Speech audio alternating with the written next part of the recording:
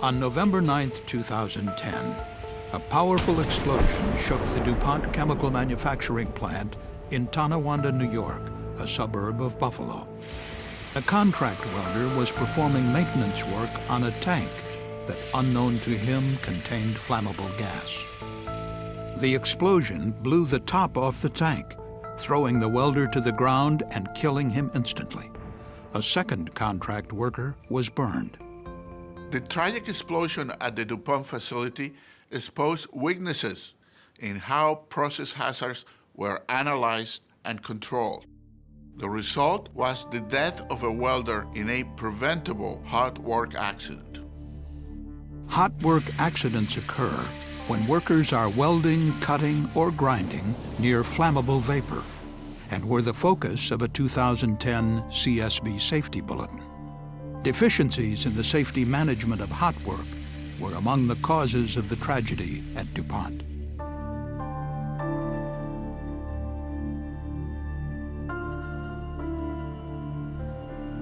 DuPont's Tonawanda facility manufactures a polymer known as Tedlar, used in solar panels, and Corian for use in countertops. The process of producing Tedlar began with a chemical reaction to convert flammable vinyl fluoride gas into a slurry of polyvinyl fluoride polymer, or PVF, in water. The PVF slurry then passed through separators. Compressors recycled unreacted vinyl fluoride gas into the process, while a small flash tank released residual vinyl fluoride into the atmosphere. Finally, the slurry was transferred to one of 3 insulated holding tanks, usually tank number 3. Tanks 1 and 2 were reserved for slurry overflow. Tank 1 normally remained empty. On October 22, 2010, the Tedlar process underwent a planned shutdown, during which workers removed the asbestos insulation on tanks 1 and 2. Removing the insulation revealed that the agitator supports for the tanks were heavily corroded. DuPont directed contractors to repair the supports, which would involve welding and grinding on tanks 1 and 2. The hot work on tank 2 occurred during the shutdown without incident, but the repairs on tank 1 were delayed while parts were ordered. DuPont personnel determined that it would be safe to perform hot work on tank 1 after the restart. On November 7th, DuPont operators locked all 5 valves leading to and from tank 1 in the closed position in order to stop potential slurry flow.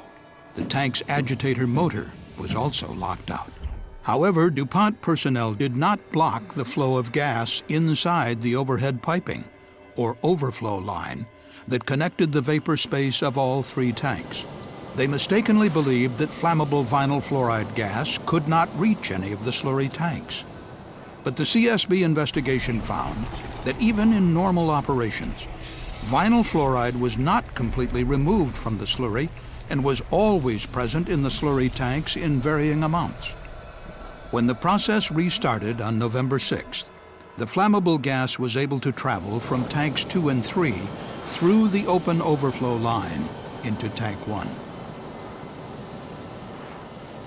On the morning of November 9th, a DuPont technician tested the atmosphere above tank 1, where welding would later take place. There were also 2 continuous air monitors in the vicinity.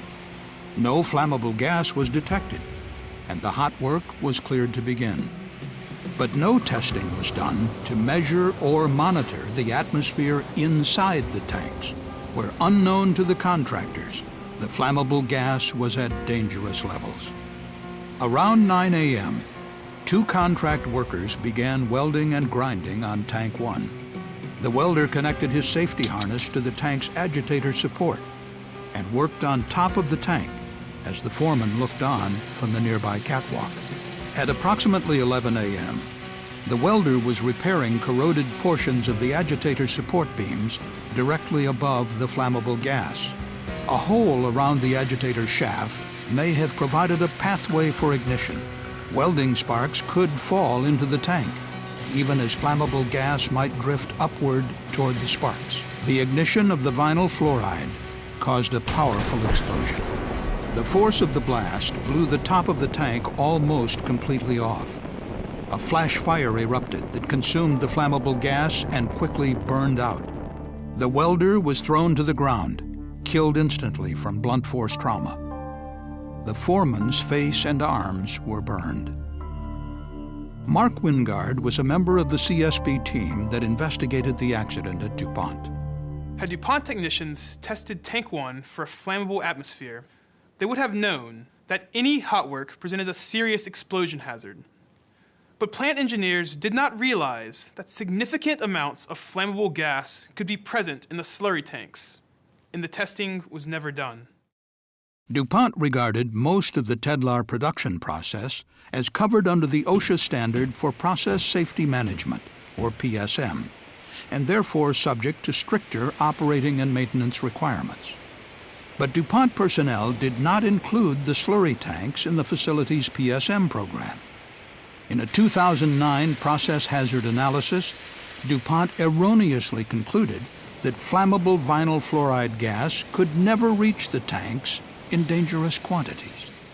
We found that the contractors did obtain hot work permits for welding on Tank 1, but those permits were authorized by DuPont employees who were unfamiliar with the specific hazards of the process, and the permits did not require testing the atmosphere inside the tanks.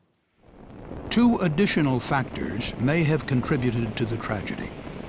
Prior to the explosion, DuPont personnel had discovered that slurry tank number 2 had a hole in a liquid trap, which was designed to prevent the flow of gas from the flash tank. Without a liquid seal in the trap, there was an additional pathway for vinyl fluoride gas to flow into the tanks. However, this hazard went unrecognized, and DuPont engineers concluded that it would be safe to return the tank to service. No formal management of change review was conducted. Further adding to the danger, on November 8th, there was a malfunction in a compressor used to strip vinyl fluoride gas from the PVF slurry. As a result, the slurry contained more than the normal amount of vinyl fluoride. Once again, DuPont personnel did not formally analyze the safety impact of continuing to operate with a malfunctioning compressor. In its final report, the CSB recommended that DuPont revise its corporate policies to require atmospheric monitoring inside tanks before and during any hot work. And the board recommended that DuPont require all process piping, including vent lines on tanks, to be positively isolated before authorizing any hot work. In our 2010 Hot Work Bulletin, the CSB identified 11 accidents similar to the one at DuPont. All involved hot work on tanks that ignited flammable gas inside. In all cases, the CSB found that there was not an adequate system in place for monitoring the atmosphere for flammable vapor where hot work was to occur. For example, in June 2006, 3 contractors were killed and another seriously injured in an explosion at the Partridge-Raleigh oil field in Raleigh, Mississippi. The contractors were welding on one of 4 storage tanks when welding sparks ignited flammable vapor flowing from an adjacent tank. As was the case at DuPont, no monitoring was performed to test for flammable gas inside the tank, and piping to the adjacent tank was not isolated. In July 2001, an explosion killed 1 contract worker and injured 8 others when welding sparks ignited flammable hydrocarbon vapors in a large sulfuric acid storage tank at Motiva's Delaware City refinery. And in January 2006, 2 workers died and another was seriously injured in an explosion at a municipal wastewater plant in Florida when hot work ignited vapor inside a storage tank of highly flammable methanol. In all of these cases, combustible gas monitoring either was inadequate or wasn't performed at all.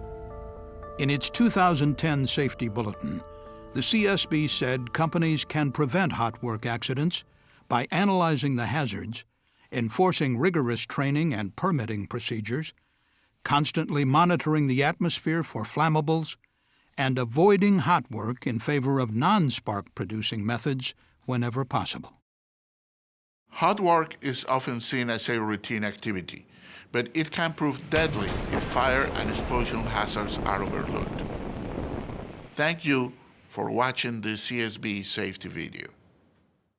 For more information on the CSB's DuPont investigation, please visit csb.gov.